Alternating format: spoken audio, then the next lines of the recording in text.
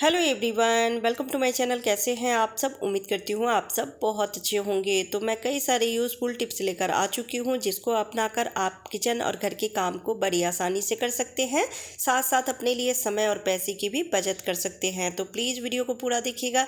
अच्छी लगी तो लाइक एंड शेयर कर दीजिएगा। चैनल पर पहली बार आए हैं तो सब्सक्राइब करके बेल आइकन ज़रूर प्रेस कर दीजिएगा। आज का पहला टिप्स है, इस तरह की प्लास्टिक की बोतल तो हम सभी के पास होती ही है, चाहे पानी का हो या फिर कोल्ड ड्रिंक का। तो हम कबाड़ समझ के इसे फेंक देते हैं, जबकि ये बॉटल भी बहुत ही काम के होते हैं। किचन में बहुत सारी ऐसी चीज़ें होती है जिसे रखने के लिए हमें बास्केट की ज़रूरत पड़ती है, पर उतना हमारे पास नहीं होती है। तो हम कैसे चीज़ों को ऑर्गेनाइज रखें जिससे कि किचन खूबसूरत भी रहे, ऑर्गेनाइज भी रहे और चीज़ें भी सुरक्षित रहे। तो आज मैं बहुत ही बढ़िया ऑर्गेनाइज़र बनाकर बताने वाली हूँ। तो आपके पास 1 लीटर वाली बॉटल हो, आप वो भी ले सकते हैं। जो भी बॉटल हो तो उसे ले लीजिए। तो मैं कोल्ड ड्रिंक की बोतल थी 2 लीटर वाली, तो इसको मैं अच्छे से पहले धो ली हूँ और धोने के बाद इसे कट कर ली हूँ। तो इसको भी हम नहीं फेंकेंगे, इसमें भी तेल जैसे एक दूसरे डब्बे में ट्रांसफ़र करना हो तो उसमें ये काम में आ जाते हैं, या फिर और भी किसी चीज़ में काम में आ जाएंगे। तो मैं इसे भी रख ली हूँ। और अब 2 होल करूँगी यहाँ पे, क्योंकि इसमें हमें धागा लगाना है जिससे कि इसको हम कहीं पर भी बॉटल को टांग सके, लटका सके। इसके लिए तो दोनों होल हमने बराबर ही किया है। और अब छोटे छोटे होल हम यहाँ पर नीचे में भी कर देंगे, जिससे कि जो भी चीज़ें हमें रखनी है उसको हवा लगती रहे। तो यहाँ पे कई सारे होल छोटे छोटे कर दी हूँ और अब इसमें मैं धागा बांध देती हूँ। तो कोई भी धागा लीजिएगा, पर मजबूत धागा लीजिएगा। तो मैं एक नाड़ा था तो उसी को कट करके ले ली हूँ। जितनी हाइट रखनी है उसके हिसाब से आप ले लीजिए। और डबल गांठ लगा रही हूँ जिससे कि ये मजबूती से इसमें लगी रहे, निकले नहीं। तो दोनों तरफ से धागा लगा दी हूँ और गांठ भी लगा दी हूँ। और अभी इसको हम कहीं पर भी हैंग कर सकते हैं। ये बहुत ही बढ़िया ऑर्गेनाइज़र बन के तैयार हो गया है। अब इसमें आप चाहे तो आलू रखें, प्याज या फिर लहसुन भी रख सकते हैं। इसीलिए हमने इसमें छोटे छोटे नीचे से भी होल किया था, जिससे कि जो भी चीज़ें हम इसमें रखें वो सड़े नहीं, उसको नीचे से भी हवा लगती रहे। बहुत ही बढ़िया ये तरीका है, ये आइडिया है। घर में लहसुन प्याज बहुत ज़्यादा हो जाते हैं और उसको लंबे टाइम तक सुरक्षित रखना काफ़ी मुश्किल होती है। इस तरह से जब आप रखेंगे ना, तो आपका लहसुन या प्याज, आलू कुछ भी ख़राब नहीं होंगे। उसमें हवा लगती रहेगी और एक साइड रखी भी रहेगी। तो प्लास्टिक बोतल की मदद से आप अपनी चीज़ों को सुरक्षित रख सकते हैं, ख़राब होने से बचा सकते हैं, साथ साथ किचन को भी ऑर्गेनाइज रख सकते हैं। तो बहुत ही बढ़िया आइडिया है, ज़रूर ट्राई कीजिएगा। और आपको कैसी लगी कमेंट करके ज़रूर बताइएगा। कई बार बच्चे अपने शर्ट में, अपने पैंट में पेन का दाग लगा लेते हैं, या फिर कई बार पेन लीक हो जाती है, या फिर जानबूझ के भी अपने शर्ट या पैंट में बच्चे इस तरह से पेन को घिस लेते हैं। छोटे बच्चे हैं वो ऐसा करते हैं, कभी कई बार तो हाथ पैर में भी घिस लेते हैं। उसके दाग को निकालना काफ़ी मुश्किल होती है, खासकर वाइट कपड़ों से, क्योंकि वो जो इंक है पानी में जाने के बाद और फैल जाती है। अगर बाकी कपड़ों के बीच में आपने रख दिया तो सभी कपड़े में लग जाती है। अगर अकेले आप इसको वॉश करने के लिए रख रहे हैं तो भी वो सारी जगह उस इंक का दाग लग जाती है।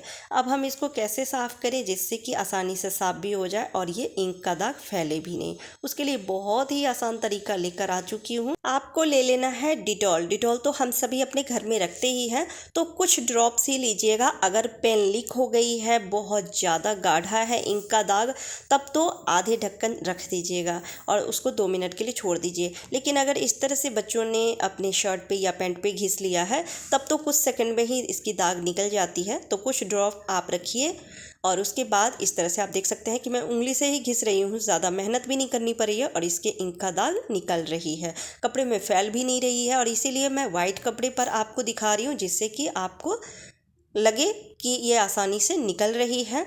बिना डिटर्जेंट पाउडर के, बिना साबुन के, बिना किसी मेहनत के आप देख सकते हैं कि इंक का दाग निकल रही है। ये बहुत ही आसान तरीका है। और अब इसको सादे पानी से हम धो लेंगे और धोने के बाद इसको थोड़ी देर के लिए धूप में रख दीजिए। अभी तो धूप काफ़ी तेज़ होती है, तो धूप में रख देंगे ना तो ये जो इंक थोड़ी बहुत है ये धूप से उड़ जाती है। तो बहुत ही आसान है, बच्चे अक्सर ही ऐसा कर जाते हैं। तो आप वाइट शर्ट से या किसी भी कपड़े से इंक का दाग आसानी से छुड़ा सकते हैं, साफ़ कर सकते हैं। बहुत ही आसान तरीका है। आपको कैसी लगी कमेंट करके ज़रूर बताइएगा और ट्राई करके ज़रूर देखिएगा। चलिए अगला टिप्स देख लेते हैं। अगला टिप्स है दूध को लेकर। दूध तो हम सभी के घर में आती ही है, लेकिन इसे उबालना बहुत ज़्यादा मुश्किल लगता है क्योंकि समय बहुत ज़्यादा लगती है। तो हम सारे काम निपटाने के बाद आराम से दूध उबालते हैं क्योंकि नज़र हटी और सारे दूध उबल के बाहर निकल जाती है। दूध की भी बर्बादी, साथ साथ काम भी बढ़ जाती है। तो इसके लिए मैं बहुत ही आसान तरीका लेकर आई हूँ जिससे कि आप दूध भी उबाल लेंगे, बहुत अच्छे से दूध बॉयल भी हो जाएगी, पक भी जाएगी और साथ साथ आप दूसरा काम भी कर सकते हैं।